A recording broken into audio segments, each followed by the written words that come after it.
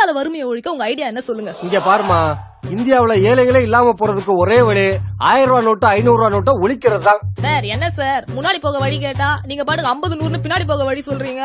சரி 500 1000 ரூபாய் நோட்டு ஒழிச்சிட்டா மட்டும் இந்தியால வறுமை எப்படி ஒழியும்? அம்மா, நம்ம நாட்டோட வறுமைக்கு காரணம் லஞ்ச பணம், ஊழல் பணம், வரி கட்டாம தப்பா ஏமாத்துற பணம், இப்படி சம்பாதிக்கிறது பதுக்கிறது எல்லாமே 500 1000 ரூபாய் நோட்டா தாமா. நாட்டுல இருக்கிற 20% பேர் தான் 500 ரூபாய் 1000 ரூபாய் நோட்டை யூஸ் பண்றவங்க.